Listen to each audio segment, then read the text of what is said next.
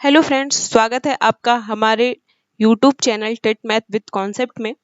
आज हम लोग पढ़ेंगे डीएलएड सेकेंड सेमेस्टर का एसएसटी। एसएसटी में हमको पढ़ना है आज के वीडियो में इकोनॉमिक्स के बारे में। तो देखिए, इकोनॉमिक्स का जो पहला वीडियो है आपके डीएलएड सेकेंड सेमेस्टर में, इकोनॉमिक्स से बहुत सारी चीजें हैं जिसमें देखिए मुख्य रूप से जो हमारा है वो मुद्रा के बारे में है। ठीक है, तो जो हमारा फर्स्ट वीडियो है उसमें मुद्रा के बारे में बहुत सारी चीजें पढ़ा दी गई हैं। सेकंड वीडियो में आपको इकोनॉमिक्स में जो कह सकते हैं मुद्रास्फीति वगैरह है वो चीजें पढ़नी है। तो अगर आप वो हमारा पहला वीडियो इकोनॉमिक्स का नहीं देखे हैं तो आप जा करके उसको पहले देखें, उसको जान लें कि मुद्रा क्या होता है, मुद्रा के प्रकार क्या हैं, वो सारी चीजें। ठीक, तो उसके बाद जो है वो आप ये दूसरा वीडियो देखेंगे तो ज्यादा अच्छे से समझ में आएगा। तो चलिए गाइस स्टार्ट करते हैं। देखिए यहाँ पे लिखा है मुद्रास्फीति। तो मुद्रा तो आप जानते ही हैं मुद्रा क्या होता है, मुद्रा के बारे में आप लोगों को पहले ही बता दिया गया है। मुद्रास्फीति क्या होती है यहाँ हमको ये जानना है। देखिए लिखा है कि जब किसी अर्थव्यवस्था में सामान्य कीमत स्तर लगातार बढ़े और मुद्रा का मूल्य क्या हो जाए, कम हो जाए। देखिए यहाँ सामान्य ना होकर के सामान्य या कह सकते हैं चीज, वस्तु, ये सारी चीजें रख सकते हैं तो वो सेंटेंस ज्यादा सटीक हो जाएगा। जब अर्थव्यवस्था में किसी वस्तु की कीमत स्तर में लगातार बढ़े और मुद्रा का मूल्य क्या हो जाए, कम हो जाए। ठीक है, तो ऐसी स्थिति को हम क्या कहते हैं, मुद्रास्फीति कहते हैं। और इसके माध्यम से, मुद्रास्फीति के माध्यम से हम कह सकते हैं कि जो बाजार में वस्तुओं की कीमतों का क्या हो रहा है कि वृद्धि हो रहा है, और मुद्रा के प्रसार में कह सकते हैं कि मुद्रा का प्रसार हो रहा है। तो ये सारी चीजें जो होती हैं वो मुद्रास्फीति के अंतर्गत आती हैं। जैसे एक हम छोटा सा एग्जाम्पल लेंगे, मान लीजिए कि आप 100 रुपए में पहले क्या करते थे कि 100 रुपए लेकर के जाते थे और ढेर सारा सामान लेकर के आते थे। ठीक है, लेकिन अभी क्या होता है कि 100 रुपए लेकर के जाएंगे और खत्म हो जाता है, बिल्कुल पता भी नहीं चलता। यानी कि कह सकते हैं कि जो हमारे पास दो चीज होता है जिसके बदले में हम कुछ ले आते हैं, यानी कि कह सकते हैं कि पैसा, और जो हम सामान ले आते हैं यानी कि वस्तु। तो जब वस्तु का क्या हो जाए, वस्तु का मूल्य बढ़ जाए। देखिए मूल्य का मतलब यहाँ कह सकते हैं कि वैल्यू। ठीक है, वस्तु का मूल्य बढ़ जाए और पैसे का मूल्य क्या हो जाए, कम हो जाए, तो इसको हम क्या कहते हैं, मुद्रास्फीति कहते हैं।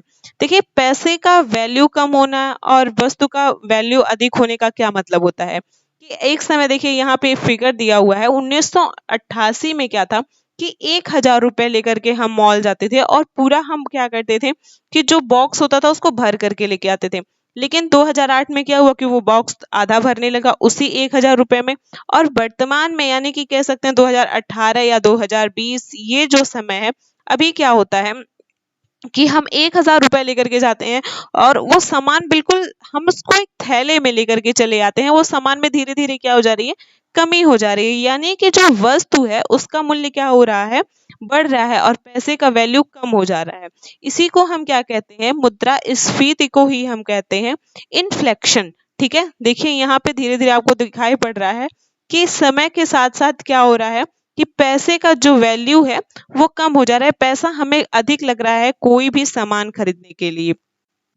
इसका रीजन क्या होता है, इसका कारण क्या होता है कि ऐसा क्या होता है कि हमको पैसा ज्यादा ले जाना पड़ता है मार्केट में।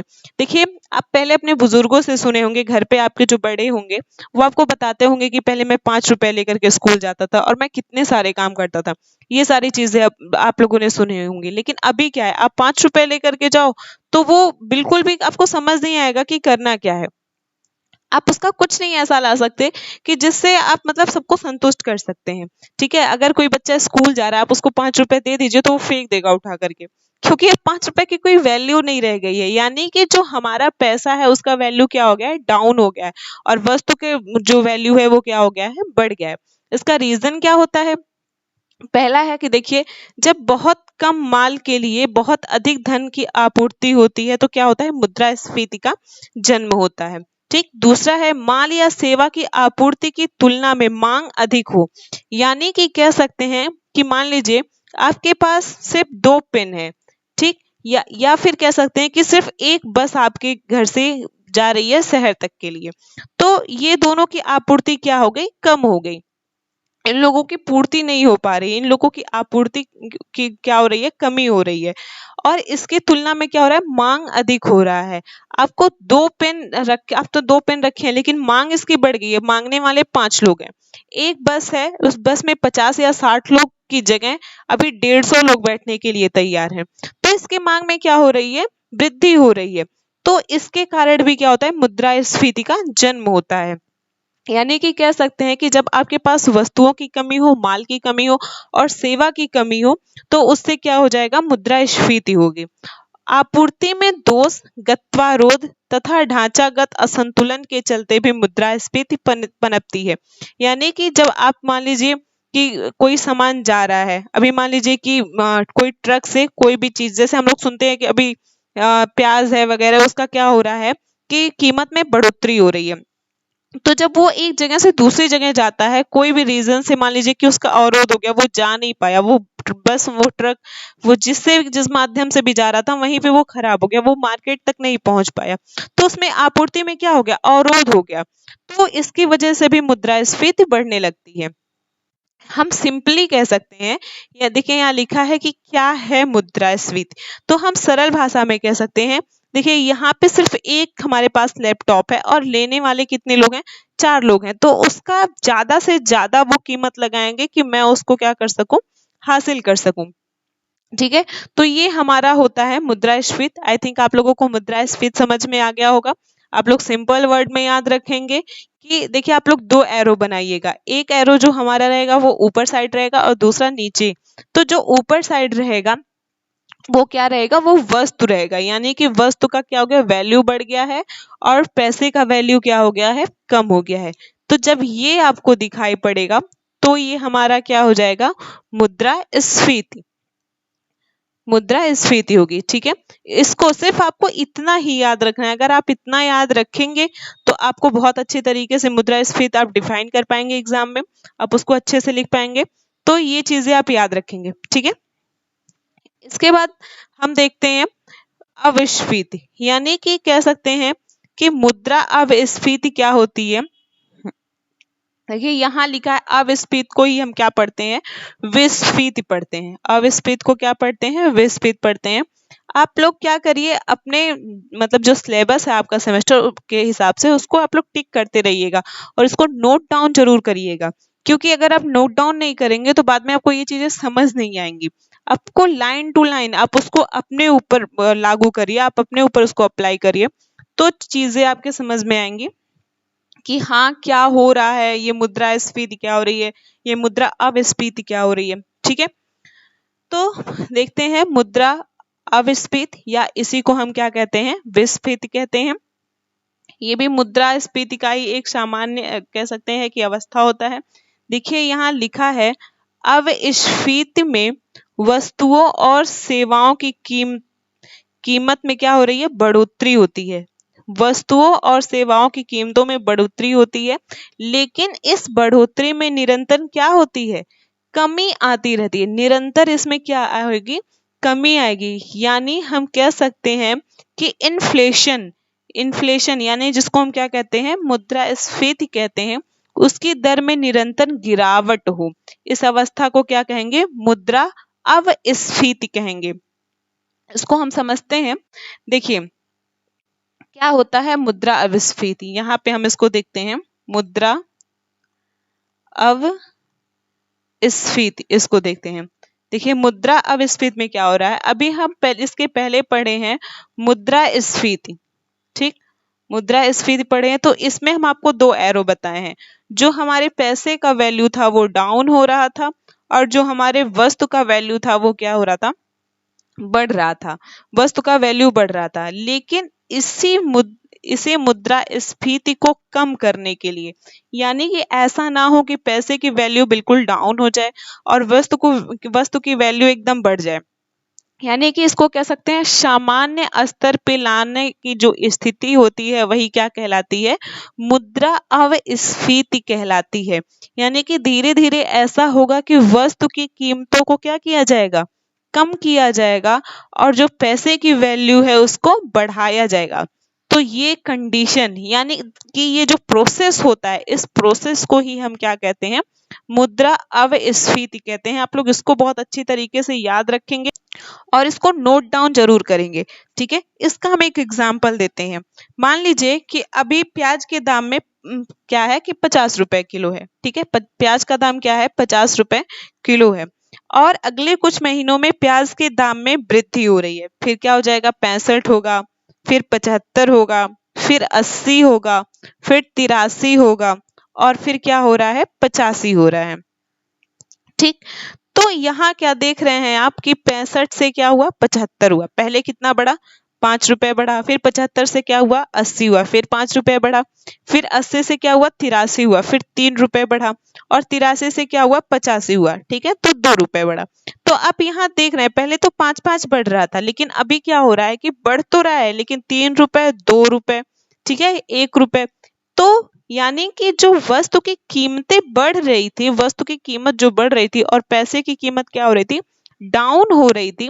तो इसमें हम क्या कर रहे हैं, निरंतर कमी लाने की कोशिश कर रहे हैं। देखिए आप यहाँ देख तो रहे हैं कि प्याज के दाम में लगातार वृद्धि हो रही है, लेकिन प्याज के मूल्य में बढ़ोतरी की जो दर है, ये जो दर आप देख रहे हैं, इसमें निरंतर क्या हो रहा है, गिरावट हो रहा है, ठीक है।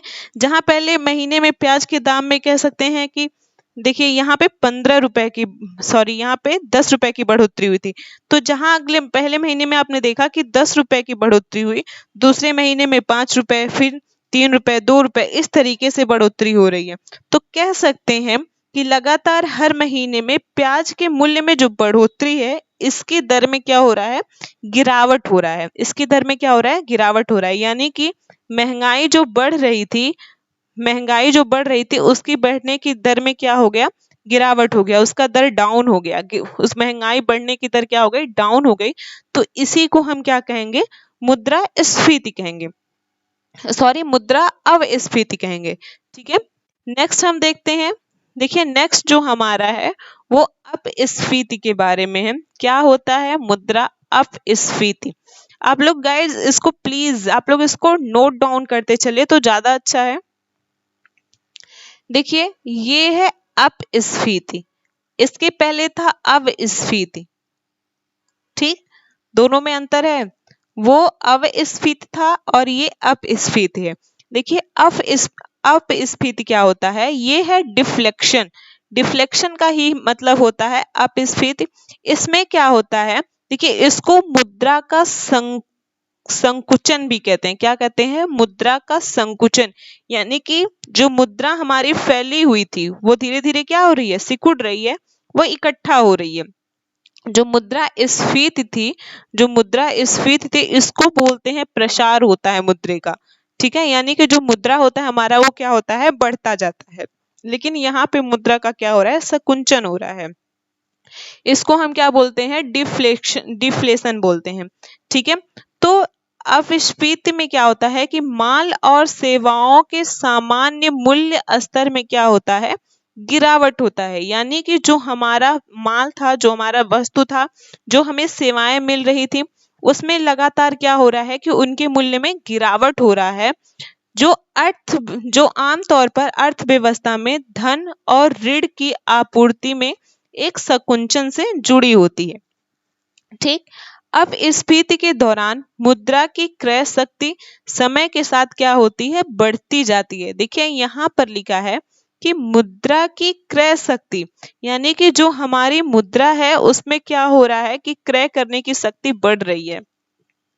यानी आप उस राशि से अधिक माल खरीद सकते हैं।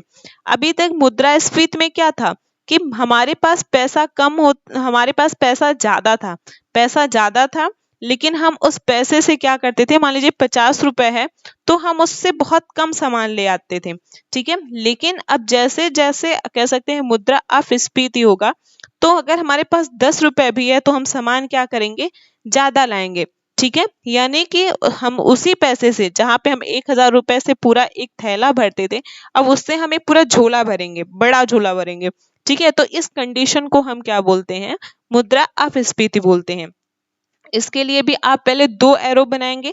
पहला जो ऊपर वाला एरो आपका सिंबल रहेगा वो पैसे का रहेगा, यानी कि पैसे की वैल्यू में क्या हो रही है, बढ़ोतरी हो रही है, और जो वस्तु रहेगा उसका जो एरो रहेगा वो नीचे की तरफ रहेगा, यानी कि वस्तु के दाम में क्या हो रहा है, धीरे धीरे गिरावट हो रहा है, वस्तु का दाम कम हो गया है और पैसे का वैल्यू क्या हो गया है, बढ़ गया है।